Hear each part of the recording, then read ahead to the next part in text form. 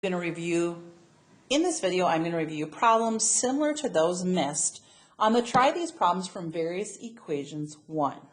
So I do want to start by recognizing that I know I never want x to equal -4, and I never want x to equal +1, because if x was -4, I'd have 0 on the bottom. Can't have that. And if x was 1, again, I'd have 0 on the bottom. Let's break you one of the major math rules. No 0 in the denominator of a fraction. So I'm going to use the butterfly method. I'm going to first multiply 6x times the quantity x minus 1, bring down the subtraction sign, and then I'm going to multiply these two. So I'll keep a 2 up front, x plus 1 times x plus 4.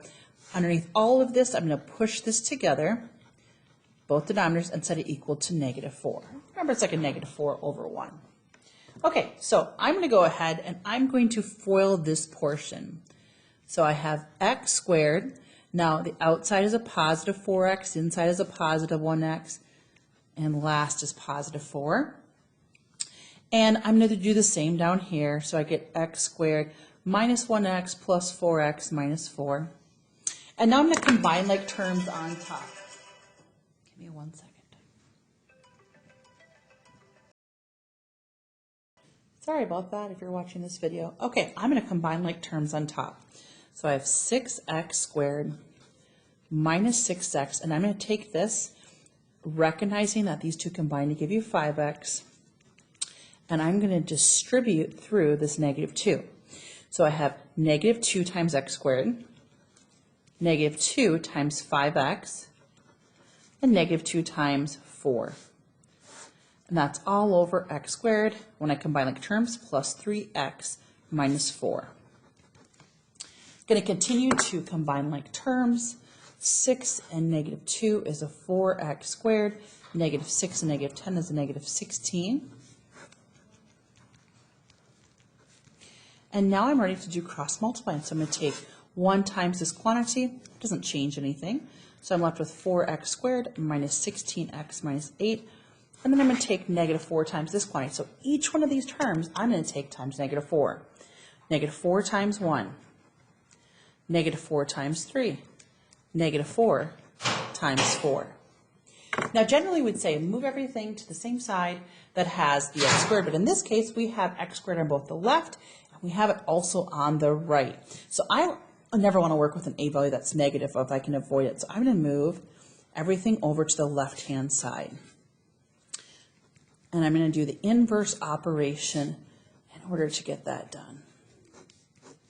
So I have nothing left on the right-hand side. When I combine like terms, I get 8x squared, -16, positive 12. They're different signs subtract.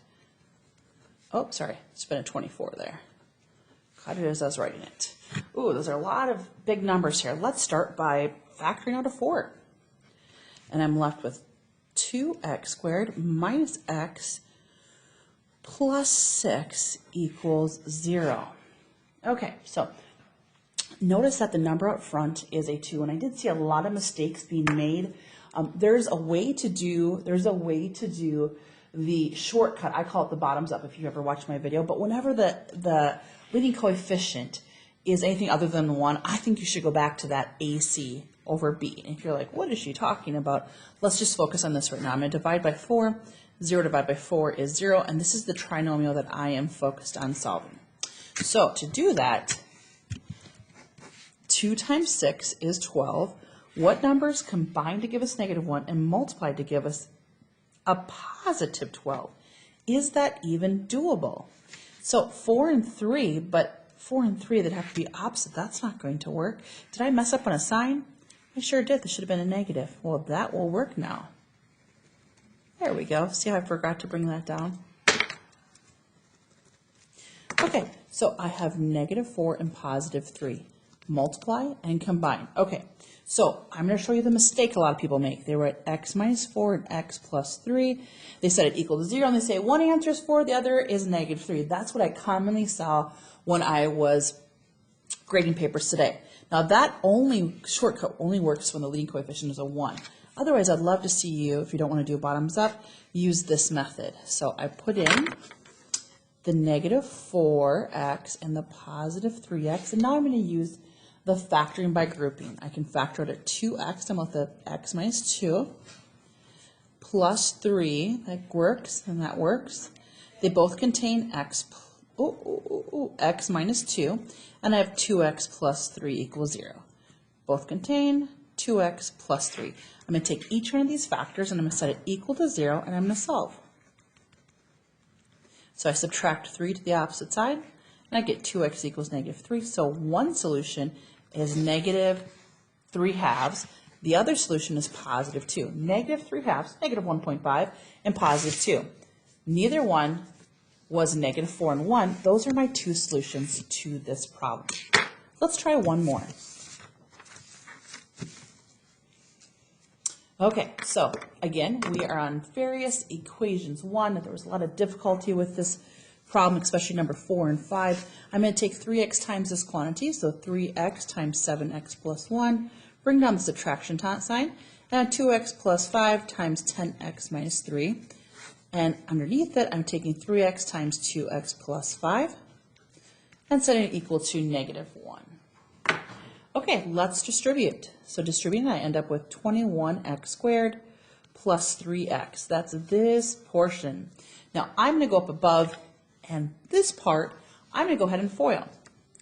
20x squared minus 6x plus 50x minus 15.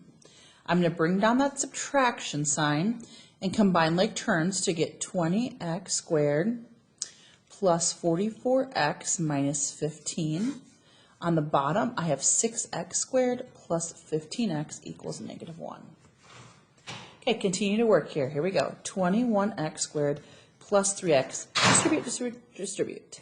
Minus 20x squared minus 44x plus 15 all over 6x squared plus 15x equals negative 1. Well, these will be very easy to combine.